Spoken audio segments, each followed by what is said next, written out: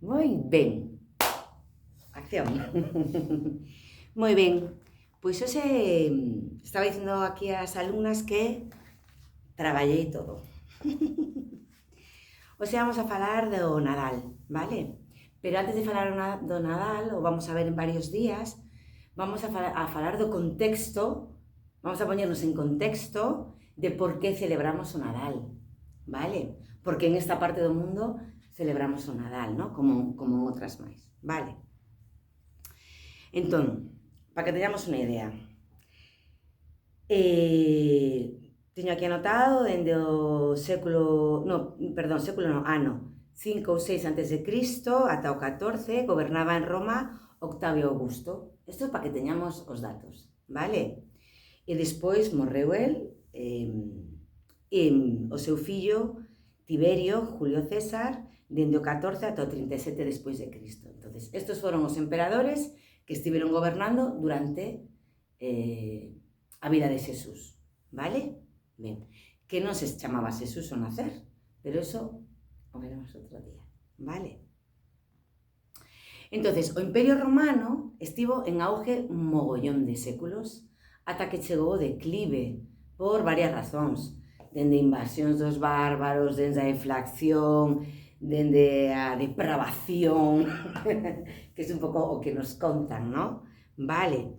Entonces, a súa caída foi un proceso longo, pero que se pode situar ao inicio do século III, vale? O sea, 300 anos despois do nacemento de Xesús, vale? Entonces, cando pasan estas cousas, cando hai un imperio que empeza a caer en declive, hai dúas opciones. Non son dos opciones conscientes dos gobernantes, pero é como funciona. Vamos a falar as leyes universais. Por un lado, hundirse na depravación e desaparecer, vale? Ou remontar as cimas do espírito, o aspecto espiritual, vale? Para que ese imperio continúe, porque según as leyes do universo, todo o que existe, existe porque é xusto necesario. Entonces, se non é necesario, pues continúa el declive, pero se é necesario por algún motivo, pois a maneira de rexurdir é a través do espiritual, vale? Que é o caso, vale? Ben. Entón, no ano 313 despois de Cristo, con Constantino, emperador, vale? No edicto de Milán legaliza o cristianismo, vale? Se lle escapa das mans. Se lle escapa das mans porque pois o cristianismo se cuela por todos os lados, vale? Entón, os romanos e as romanas, digo, a xente con dereitos, vale? Ata ese momento eran os esclavos, ou eran os povos conquistados, pero xa os patricios e patricias se empeza a colar, vale? Entón se declara pois legal, porque antes eran perseguidos que os levaban ao circo romano a que foran devorados polos leóns ou matados polos toros ou todas estas cosas, vale? E traslada a capital a Constantinopla, vale? Anos despois, no 380, Teodosio I o Grande, no dito de Tesalónica, decreta que todos os habitantes do imperio debían seguir a fe cristiana nicea. A partir de aí é obligatorio. Empezan a ser perseguidos os que non son cristianos. Fixaros que cambio. É dicir, vale. Teño aquí anotado para que nese momento ainda non era, pero para que nos quede claro porque a religión pasou de chamarse cristiana a católica apostólica romana, que é outra cosa diferente. Católica significa para todos, ou según el todo. Apostólica, fundada polos apóstoles, pero aquí non está fundada polos apóstoles, está fundada por Teodosio I el Grande, pero esa es la cosa que nos quixeron contar. E romana, e se buscas por aí dice conducida por Roma, pero que quere decir es que leva o rito romano, vale? É un rito romano, porque no cristianismo había diferentes ritos e rituais, diferentes ceremonias. Bueno, vale, volvemos atrás.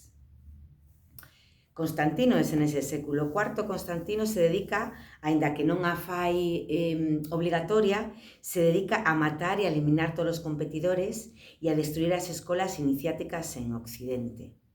Todos os templos menos os cristianos, vale? Isto é la primera, Incluso os cristianos que non estaban de acordo coas prácticas diferentes ás de Roma, vale?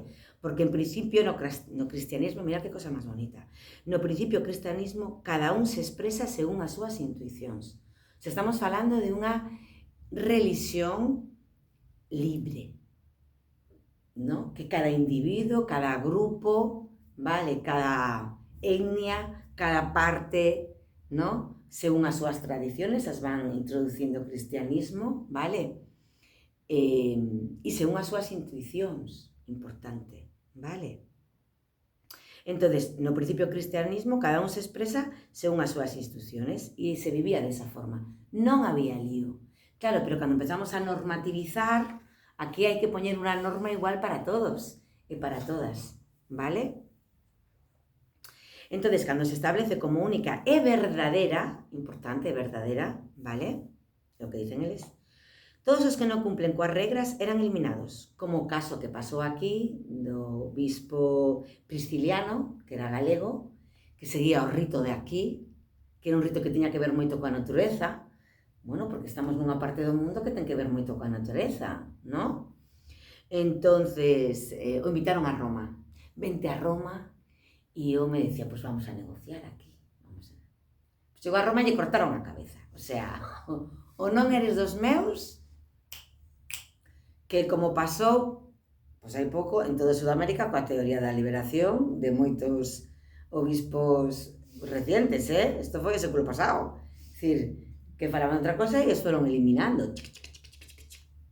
Eu o deixo aí, espero que non me corten isto. Vale, moi ben. Vale. Fixaros, o cristianismo non chega a India. Se estende, americano, evidentemente, porque os occidentais ainda non habían chegado aí, pero se estende por todo o continente europeo, parte de África, vale, parte de Asia, vale, pero a India non chegou, vale. Polo tanto, temos que agradecer que a India conservara todo o coñecemento iniciático que había en todas as escolas iniciáticas de toda parte deste mundo, entre comillas, coñecido por nós, pero non quere dicir que o resto fora descoñecido. Vale, me explico? Vale? Que ten que ver co Imperio Romano, vale? E todo este coñecemento se denominó yoga. Bueno, hasta llegar ao yoga hai unas corrientes filosóficas previas, está o yoga e outras superiores, pero parte do coñecemento iniciático que pasa da mente ao aspecto espiritual é o yoga, vale? E iso se conservou intacto na India. Quero dicir, estamos falando dos mesmos coñecementos. Outro día Madama nos lo explicaba e dicía, bueno, hai que estar disfrazado de hindú. Quero dicir, disfrazado de hindú, porque ten nomes hindús, porque ten ritualística hindú. Bueno, nos disfrazamos de hindús. Quero dicir. Pero é o mesmo coñecemento para todas as escolas iniciáticas, vale? Todas esas cousas que estudiamos a través do yoga se ensinaban en Occidente, nas escolas iniciáticas. O sea, había unha escola iniciática en Egipto, en Persia, en Grecia e en India. Todas esas se las cargaron. As escolas iniciáticas, como o nome indica, falan de iniciados.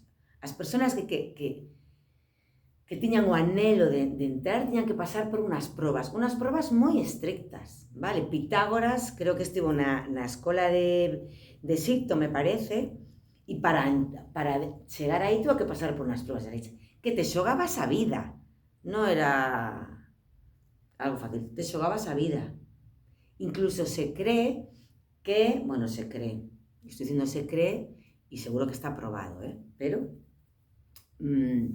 que o que chegou ata hoxe en día, que é como unha locura, que é el toreo, ou el recorte, ou non sei que, eran probas iniciáticas da escola en Creta. É dicir, ti tenías que poner delante un toro a ver si si sobrevivías y salías por la puerta grande, que tiene que ver a puerta grande, nos estoy explicando otro día Madaba, o veremos otro día, si queredes, como el ruedo, ¿no? Se chama. Es circular, porque está falando do corpo físico, emocional e mental, quiere decir, cada elemento representa algo, todo representa el yo inferior, o torero representa el alma, quiere decir, hay unas cosas, y cuando sales por la puerta grande, estamos hablando da meditación, que conectas cos corpos superiores, vale? Non é unha cosa así porque así, vale? Hoxe en día está obsoleto porque non se necesita. E aparte de que non se necesite, non unha proba para entrar en unha escola iniciática, porque estamos en el Kali Yuga e hoxe en día, pues, todos podemos acceder a unha escola iniciática. Vale, bien. Na escola iniciática de Exipto se atoparon 3 salas que decían no frontispicio. Frontispicio, que debe ser como, lo anoté, debe ser con la parte de arriba, ¿no? Vale, entonces, na primeira sala, que era a sala do coñecemento, entonces aí rezaba: o que home ten é finito. Lo que el hombre tiene es finito, ¿vale? ¿De qué nos está falando? Dos corpos inferiores, corpo físico, emocional e mental. Es lo que nos está falando, ¿vale? Para que vexades que es de los mismos lados, ¿vale? A segunda sala é a sala da sabiduría, que rezaba: o que home é infinito. Lo que el hombre es infinito. E na terceira sala era a sala da realización. A primeira do coñecemento, a segunda da sabiduría e a terceira da realización. Alcánzase o infinito mediante o control do finito. É o traballo que facemos na clase. Vale. Entonces, fixaros, en esta época que se empezaron a cargar todas as escolas iniciáticas e chegou a deriva de que a religión cristiana se converteu en a única e a verdadeira, foi cando se decidiu, vale, que se tiña que celebrar o nacemento de Xesús, porque ata ese momento o que se celebraba era a morte e a resurrección, vale? Entonces, o nacemento se convertiu tamén nunha clave tamén, ¿no?, de celebración do cristianismo para lanzar unha mensaxe, vale? E unha delas, que é a que vou a comentar hoxe, vamos a deixar aquí,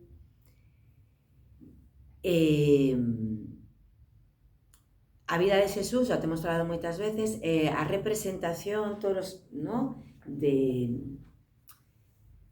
do proceso evolutivo dun alma humana que xa está no sendero da maestría, vale? Entón, a súa vida hai unos hitos importantes na súa vida que representan diferentes iniciaciones, vale? Porque iniciación non é unha, fixaros, para entrar aquí na escola iniciática de Exipto, aparte de pasar por unha proba, que non sei que proba sería, pero tienen que ver cos elementos, vale? Non sei que proba sería, pero aparte de pasar unha proba, ti, pues, primero, a primeira sala, non quere dicir que las salas pasabas de unha a outra, non. Primeiro te tiñas que facer un traballo de coñecer o corpo físico, emocional e mental, o que ti tes, e podías estar aí anos e anos. Xa vos dixe antes, dicen que Pitágoras estivo 12 anos na escola iniciática, aí dentro, metido.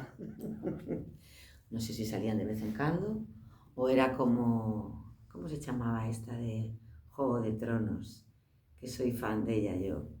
¿Sabéis? La que se convierte, esto no viene moito al caso, en asesina, pero non sei se vichedes esa serie, Juego de Tronos. Sí. Arya Stark. Pues unha que se mete nunha escola iniciática, eso, entre comillas, é unha escola que tiene que permanecer ali dentro, ¿no? Vale, bueno. Digo entre comillas porque o objetivo non era, bueno, quen sabe, igual se continúan, igual era percibir e realizar o ser, vale. Pues a primeira sala quiere decir que o primeiro traballo que tes que realizar, vale? A segunda tamén, quiere decir, percibir a verdad que está dentro de ti. E na terceira, realizarla. Entonces, se pasan anos, vale? Entonces, a vida de Xesús representa determinados momentos, determinadas iniciaciones, momentos iniciáticos, vale? polos que un iniciado ten que pasar para culminar a evolución como alma, vale? E o primeiro é o nacemento. A Xesús, que nese momento se chamaba Emanuel, vale? Non se chamaba se chamaba Xesús porque Xesús lle puxeron cando lo bautizaron no río Jordán. O sea, es como cando vamos a Cestona e nos poñen el nombre, ¿no? Eu nací, me bautizaron como Lorena e cheguei a Cestona, Sanja. Pues esto, algo similar, ¿vale? Entonces, representa o nacemento a la luz, o doblemente nacido, se lle chamaba tamén, porque naceu a carne e naceu a luz, vale? Pero é un simbolismo, non quere dicir que Xesús nacera xa tivera unha consciencia super desperta, vale? Non, pero eso é o que representa, vale? Esa celebración do nacemento nos está representando, está simbolizando o nacemento a la luz. Fixaros, é un bebé é algo, es un ser indefenso, é moi pequeniño, que hai que cuidar. Quere dicir que cando temos a primeira percepción do que realmente somos, o sea, cando pasamos a la sala 2, porque xa vamos coñecendo o que non somos, coñecemos o que temos, cando percibimos por primeira vez o que somos, hasta a seguinte iniciación, fixaros, hasta que lo bautizaron pasaron 30 anos. É dicir, da primeira percepción de nós va a pasar moito tempo, porque iso que percibimos dentro de nós aínda non ten a forza suficiente como para estar aí, presente todo o rato. Chega un momento que non, que estamos conscientes de que somos conscientes todo el día, pero hasta eso son pequenos momentos, vale?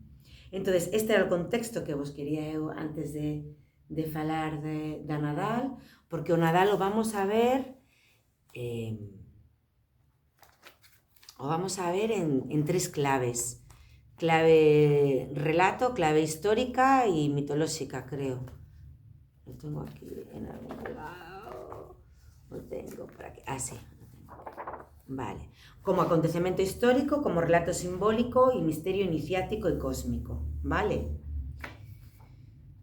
Pois, pero antes había que poner un contexto de por qué estamos celebrando en estos días. Vale, saberemos o próximo día, que creo que para escoller a data barallaron, o teño ya anotado, non sei se 157 ou 257, un porrón de datas diferentes, É dicir, escoller a noite do 24 para o 25 non é algo casual, ni porque Constantino dixera, pois esta que me gusta a mí.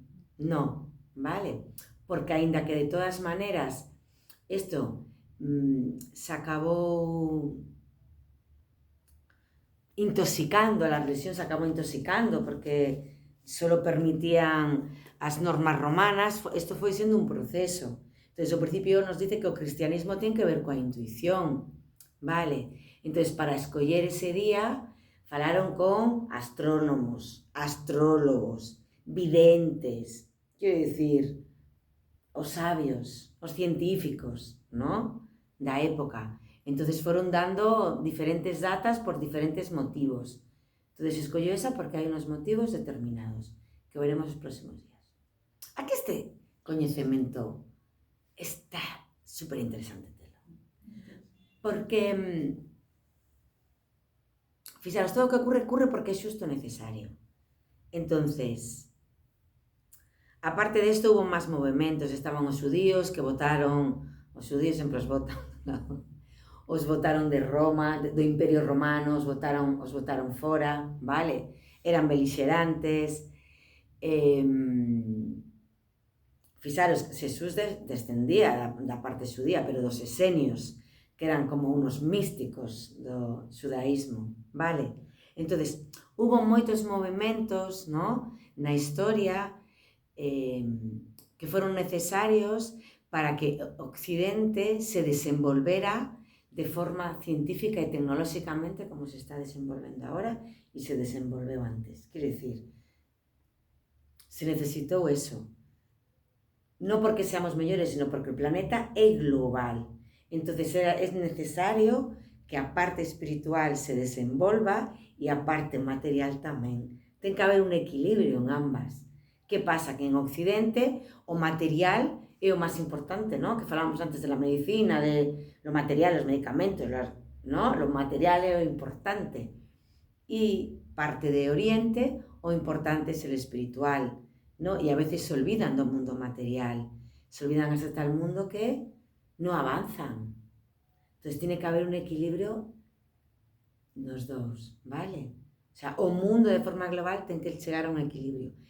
Entonces, todas as cosas foron pasando e nos foron derivando o momento que estamos hoxe actualmente, que as nosas mentes xa están máis despertas, este coñecemento está chegando aquí nesta escola, va a chegar a través de YouTube, lo podemos acceder a él, ti vas a Wikipedia, a cualquier lado, e le preguntas a ChatGPT, aunque ChatGPT tira para un lado, tira para un lado, ¿no?